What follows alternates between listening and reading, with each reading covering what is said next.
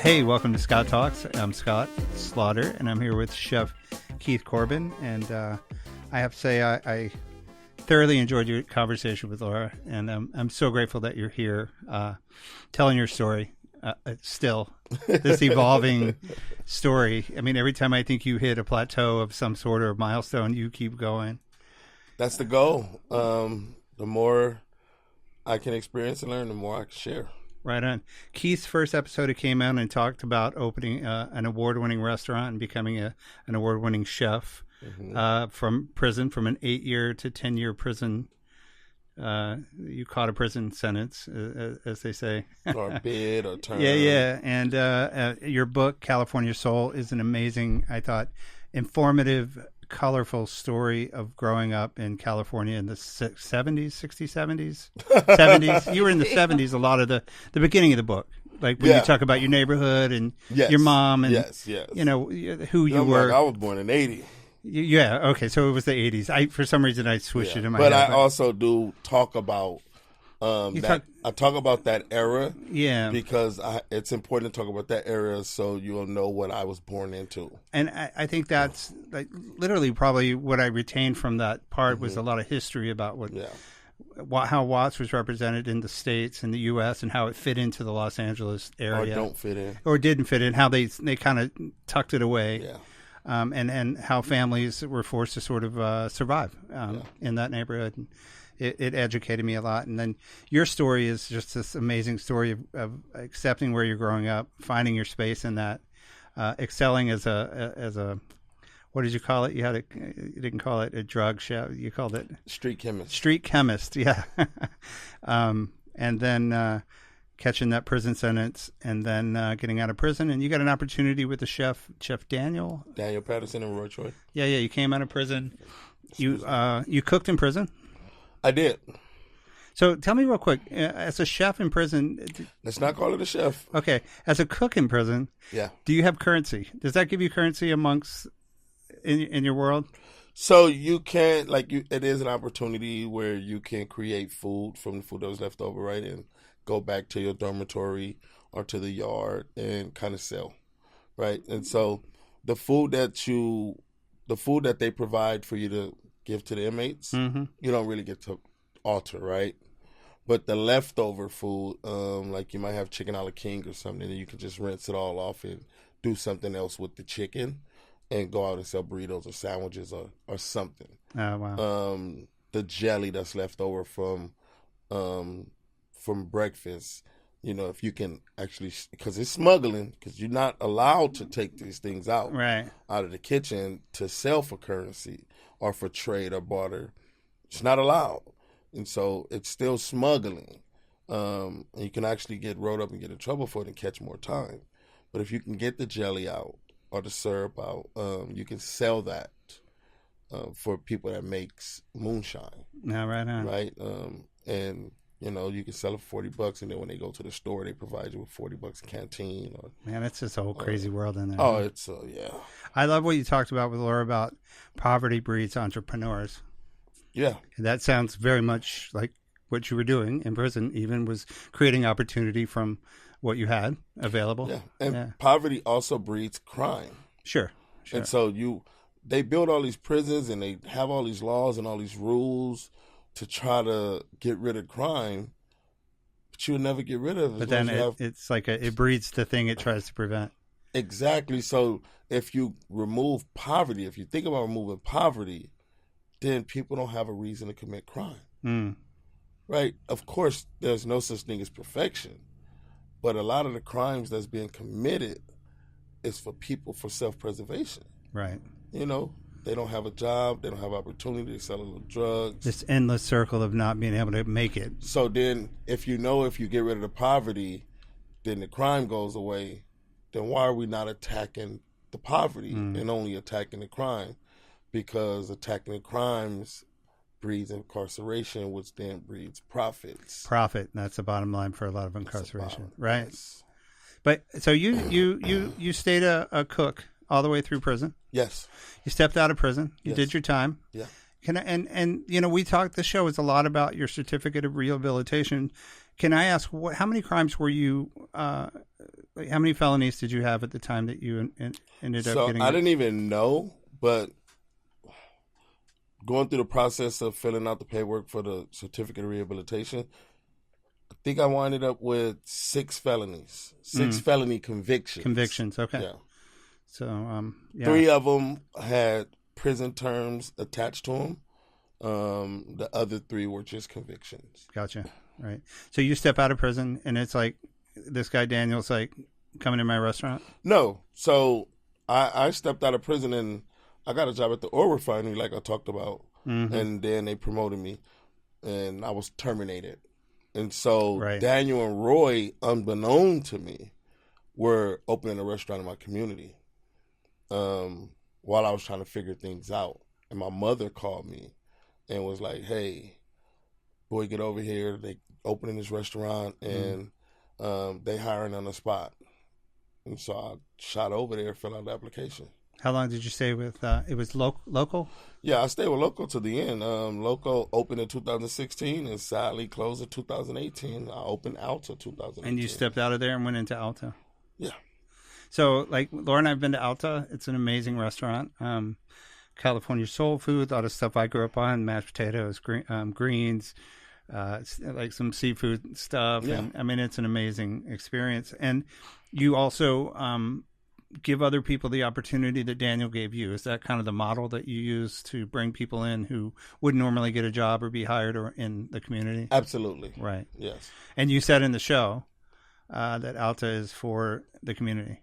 Can Alta you tell us? Is a community in itself, right? So when you think about community is built around the people that participate in it. So that's why every community is different depending on the people that's in that community and their viewpoints, right? And so Alta, like some restaurants, it's just a dictatorship. The chef, just how I want everything, right? But for me, I want people to showcase who they are, right, within this framework. And I loved, you talked about showing people, and I think this is important and not to be overlooked, but you show people how to make mistakes and that it's okay. You were saying in the description, you're going to burn the pancakes, you're going to screw this up, you're going to screw that up, and you have this compassionate approach to I want to go through the failures and successes with you. Yeah, and that's new for a lot of people that you bring in there, huh? They all seem really happy to be there. I mean, they could be putting it on for us, but I think they enjoy it. I believe they enjoy it because you got to understand, I work with folks that if they didn't enjoy it, they have other options. They can just go back out and sell some crack. Right. They can just go rob again. So to show up every day to work for less money that they probably would make out in the streets, I believe they enjoy it. Yeah. I feel like they do. I mean, watching people. I remember Laura's son coming and working with your team. Yeah. And that was pretty cool for us to be a part of as well. I had a good time. Yeah. So a couple of things about Alta is that you talked about. I sense that Alta's bigger than you. Like the community idea. Like I always think. Like you said, the chef is the dictator, profits the end of the ticket, business opportunities, and whatever comes attached with it. Alta's bigger than me. Yeah, Alta's bigger than you. Can you tell us a little bit more about I don't even know how to explain how you participate in that on a daily? That's just it. I'm a participant. Right. Alta's, for one, Alta belongs to the people, right? And so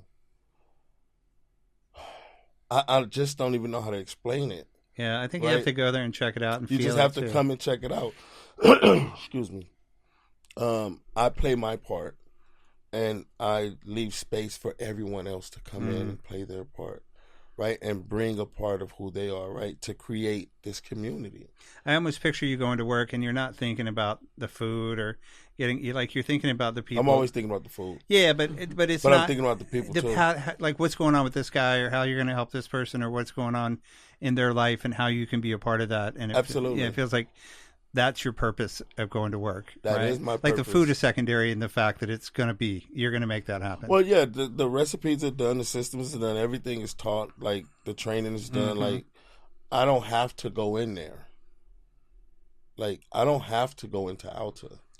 I go in every day to be present. Yeah. It's a gift, huh? Yeah. So this journey of rehabilitation, the certificate, it's been how many years have you been on that journey to get the certificate? First of all, you didn't know about it. Somebody had to tell you about it. You went to a lawyer who didn't know about it. He had to learn about it.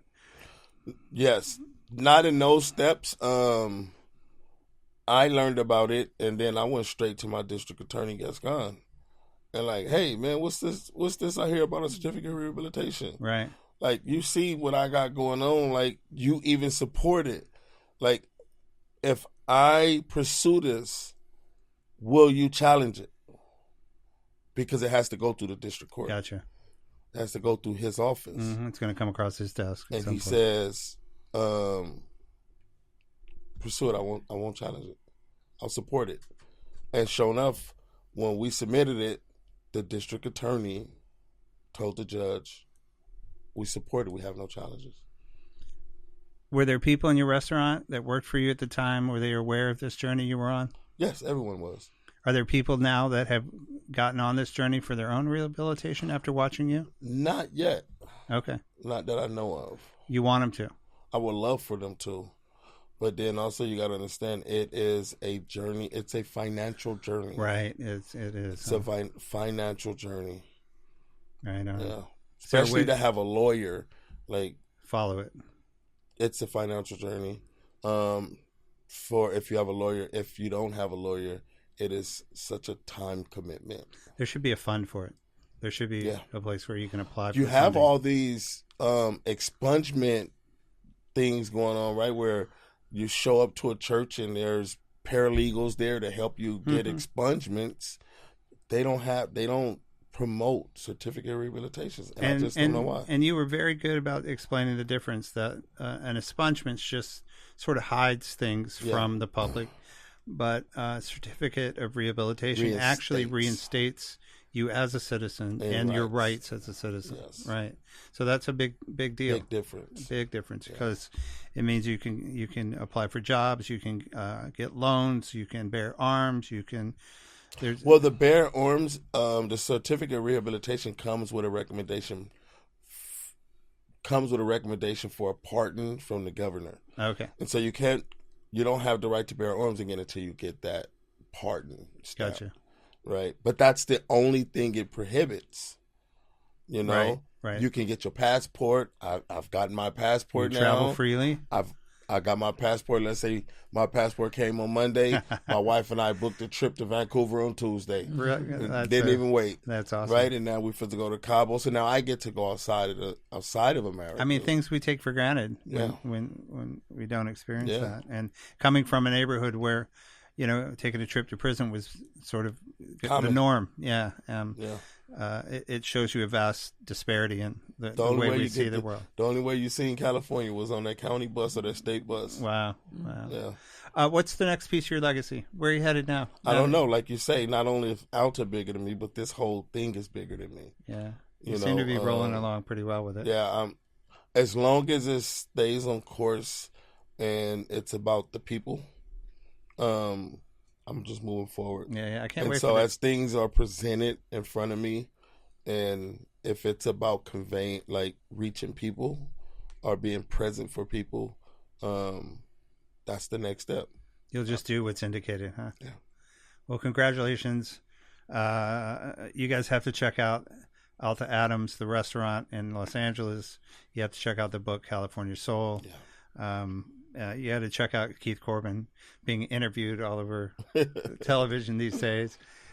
Is there anything else you wanted to add, or we feel so lucky to be a part of your journey, by the way. Yeah, no, I'm fine. I mean, I just love the people. Like, I think for me, I go through things to help people navigate it. Mm-hmm. So every day I'm trying to learn how to better myself, fix myself, correct this, expunge this, do that, so I can help the next generation coming from my communities and communities like mine. Because there was no representation, there was no one that I can look towards and say, hey, he comes from where I come from, deal with the same uncomfortable circumstances, and look where he's at, right? And he's here helping.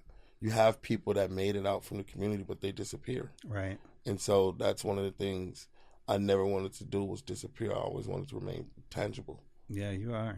So, you're centered in it still. Yeah. Thanks, Keith Corbin. Thank you.